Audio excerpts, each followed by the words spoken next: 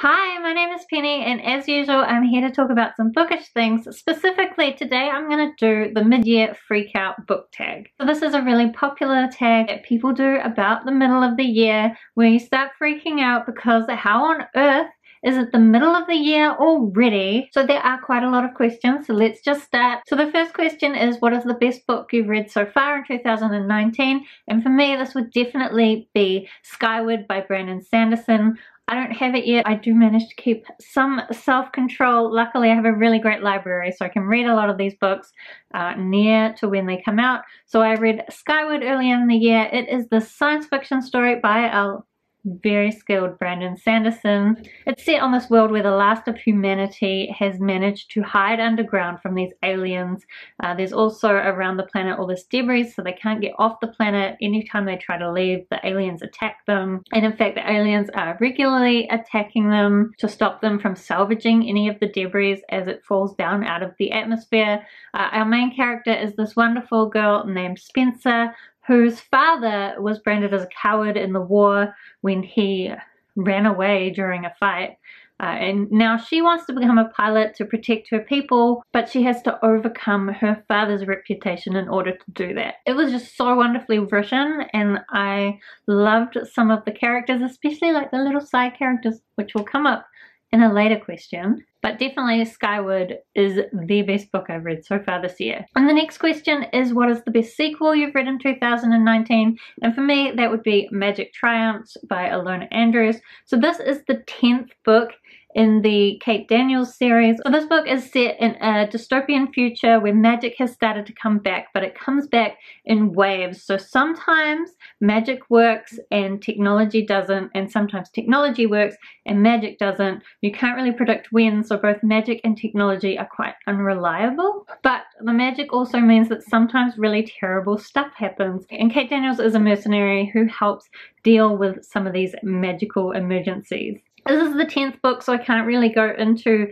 what this book specifically is about without spoiling the whole series, but I really love how this series incorporates different mythologies from the world, and Kate Daniels and her crew of shapeshifters that she gets involved with are just such wonderful characters. I miss them so much since the series finished, and I really hope there'll be more set in this world in the future. So while there were a few possibilities to answer this question, this is the one I am definitely going with. So the next question is a new release you want to read but haven't yet, and for me that would be Middle Game by Seanan McGuire.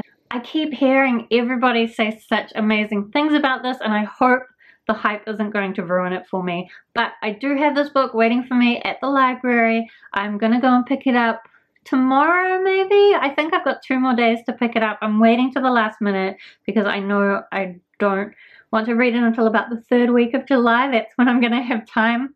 July is quite mental for me, and I have it all scheduled out. It's probably not going to go to plan, but I have a plan, and in order to execute that plan, I need to pick it up last minute.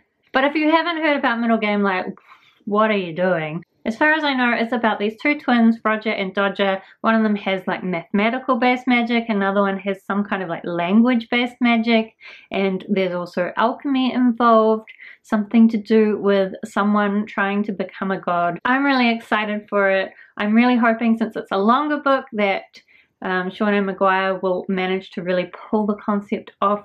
That's certainly what it sounds like from everyone else, so I hope I like it. So the next question is the most anticipated release for the second half of the year. For this, I do have 2. Firstly is Starsight by Brandon Sanderson. That's the sequel to Skyward, so of course I'm really excited about it, especially some of the things that were revealed at the end of the book. No, he's going to do some really cool stuff with that. And that comes out in November. And the other book that I'm excited about also comes out in November, and that is Call Down the Hawk by Maggie Stiefvater. So this is like the companion or the follow-on series from The Raven Cycle by Maggie Stiefvater, Obviously, I love the Raven Cycle. It's such a beautiful story about this girl called Blue who comes from a family of psychics, and she meets up with these 4 boys who go to this really fancy school, but also they're on a quest to find this dead Welsh king who they believe can grant them a wish when they find him. There's so much going on in that original 4-book series, so I'm excited for the Dreamers trilogy. I think Maggie Stiefvater has said you can go into the new series without necessarily having read the first one, but like, why would you? So yeah, I'm really excited for Call Down the Hawk. There was recently a chapter sampler put out that people could read, and I downloaded it, and then I decided I didn't want to spoil myself, because once I read the first chapters, I'm going to be so upset that I can't read the whole thing, so I'm not going to read it yet. I think I read like the first page and I was like, oh, I love it. So I'm excited. So the next question is the biggest disappointment, and for me that would be Return to Labyrinth. My sister got this for me for Christmas and I was so excited to read it, but unfortunately it was mostly just Toby being a whiny little teenage boy and not enough actual like Labyrinth, Goblin City, magical stuff. So it was a big disappointment. I know that there are more books in the series, so I am going to try and get those from the library and read them in the hope that some of the tiny little hints of future stuff in here turn out to be amazing, but I don't really have high hopes, unfortunately. Then the next question is biggest surprise, and for me that was Big Little Lies by Liam Moriarty. I read this as part of a 24-hour readathon earlier in the year, and I knew people said it was good, but it's a contemporary, which normally isn't my genre. I prefer things with a little bit of magic in them. So I kind of thought like it'll probably be good, but won't be a favorite for me. But I totally gave it 5-star. I loved the characters. I thought it dealt with different issues really well, and I loved the way that it built suspense up to this final death where you know it's going to happen. You know right from the start that someone's going to die, but you don't know who, and the way that it all unfolded was just amazing. I love this book, but I was so surprised by that. So the next question is favorite new author, and I did struggle with this one a little bit. There are a bunch of authors that I have read for the first time this year, and I've liked their stuff, and I definitely want to read more, but I don't know if they count as a favorite. The best one that I thought I could go with is Robin Hobb. So I read the Farseer trilogy, which is the first of her mini trilogy. And even though I did cheat and listen to the audiobooks, because I do think that it's the kind of dense fantasy that I personally would struggle to get through in physical form, I still really love the audiobooks. I hope the same narrator does all the books, because if not, I'm probably not going to be happy with that either. Hopefully that won't be my next biggest disappointment. But so far, I'm really hoping that Robin Hobb will become one of my favorites, and I have committed to reading the rest of her books to find out. And the next question is newest fictional crush. And for me, I don't really get fictional crushes. I sometimes like particular pairings, but like, I guess I have a guy in real life, and so I'm not really looking for a man when I read books. And like, if I did find someone, I just feel personally that would be really disappointing, because like they're fictional. I want real crushes. And I think if anything I would prefer to be friends with fictional characters, because you can kind of fake a friendship by reading about what they're doing and pretending like they're telling you about it, especially if it's written from like first person. It's like, oh yeah, my friend's telling me a story again. I digress. I did think of someone, and that is, I'm not 100% sure of my pronunciation, is Takeo from My Love Story. So this is a story about this big, ultra-friendly guy. Unfortunately, all the girls he ever has a crush on have a crush on his friend Takeo. And Takeo always just says, no, I loved how like blunt he was with all of these girls. Because basically Takeo just really values friendship, and he has no interest in these girls. One, because he thinks they're, well, it's kind of spoilers, but one, because he thinks they're terrible, and two, just he would not do that to his friend because friendship is really important to him. But he's kind of like that Squall from Final Fantasy VIII type of character where, like, even though you know he really cares, he acts like he's like really stoic, and you can't really tell. Yeah, that's the kind of guy I like. Squall from Final Fantasy VIII. I know I said I don't have fictional crushes, but Squall from Final Fantasy VIII. It's not a new one. It's been going a long time. I also dated Zell from Final Fantasy VIII. Maybe I've just grown out of fictional crushes. Maybe I've just already got too many fictional crushes. Should we talk about Trunks from Dragon Ball Z? Anyway, I guess I'm already taken in the fictional world many times over. So I'm not looking for a new crush. So the next question is a favorite character, and for me that would have to be Mbot from Skyward. So not only is Skyward my favorite book, but Mbot is this AI character in the story, and he's so funny and also kind of sweet. Like, he kind of thinks humans are inferior to him, but honestly, you just have to read Skyward and enjoy Mbot for yourself because he is precious and I love him. Then the next question is a book that made you cry.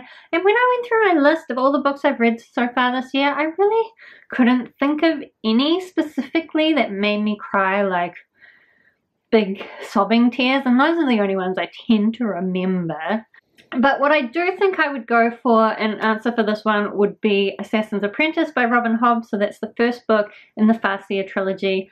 The main reason why I suspect I cried in this one is that it starts telling the story from when the main character, I've forgotten his name, but it starts from when, Fitz, he doesn't even have a name when he's a boy. That's part of the problem. So he's been pretty much like abandoned by his parents, dumped in this royal castle because he has royal blood, and he's in this really awful situation. And just a real trigger for me in crying is children or animals having horrible things happen to them, because there's just no way they can understand why that horrible thing is happening to them or how unfair it is. It's just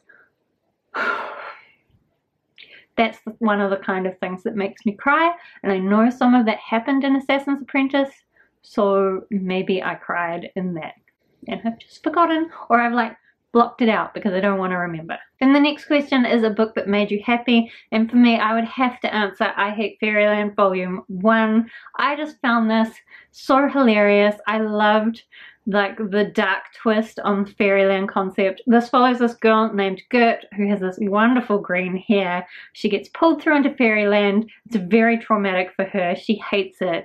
And she also really sucks at questing, so she's just supposed to find the key and then she can leave Fairyland, but she can't. So 30 years later she's still in Fairyland trying to work out how to get out. She's just destroying everything. It's bloody and gory but hilarious, and also she's still stuck in the body of a little girl even though she's 30 years old and highly traumatized by the whole experience.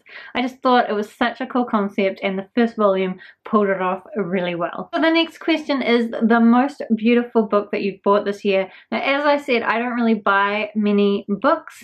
What I tend to do is get books from the library, and then my favorites I put on my wish list in the hope that someone will buy them for me. Always give that wish list to my mum. Sometimes she gives me books. It's pretty cool.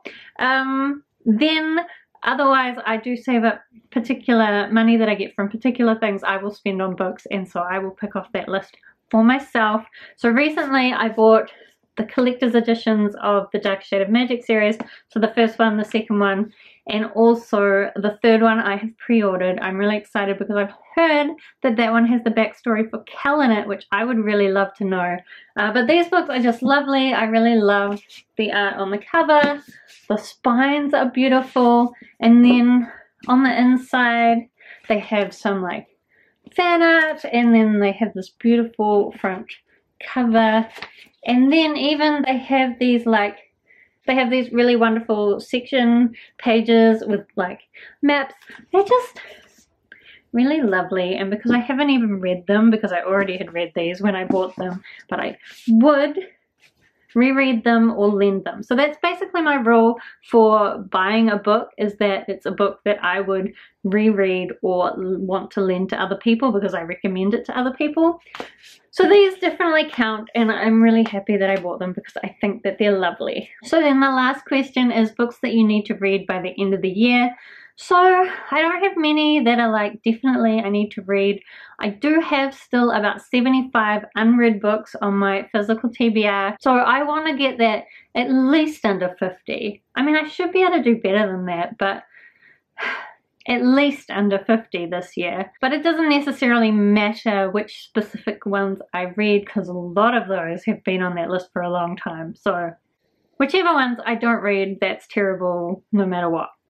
But I did think of a few others that I do really want to read this year. Firstly, Middle Game by Seanan McGuire. I definitely want to read that. I will be reading that in July for certain, unless disaster, fire, the world is ending kind of problems. I also want to get Starsight and Call Down the Hawk. As I mentioned, both of those I have holds on at the library, and I'm very high on the queue because I got in there early. And then the last one that I also came up with is Words of Radiance by Brandon Sanderson. So I recently started the Stormlight Archives by reading The Way of Kings, and those books are massive, but I still want to make progress on the series, so I at least want to read Words of Radiance this year, if not at least another book in that series. But we'll see what we can actually manage because they're so big. It takes quite a big chunk out of the month to read them. And I've got so many other books I need to read, especially all the ones on here that I haven't read. Anyway, I feel like that was quite a like anxiety-filled way of ending the video, talking about all the ones that you need to read for the rest of the year. But then it is the mid-year freak-out tag, so I guess it's trying to freak you out. In general, I'm not feeling that freaked out because my Goodreads challenge goal was to read 100 books, and as of when I'm filming this, I've read 103 books, so I've succeeded at that, and I don't feel the need to put it up because, like, 100 books is good. And actually, if anything, I need motivation to read less and do more of other things that I was supposed to be doing this year. But like, I like reading. I want to read. Anyway, have you read any of the books that I have mentioned today? I would love to talk to you about them down in the comments because I love talking about books. Otherwise, thank you so much for watching. I hope that you're having a really wonderful day, and I will see you next time.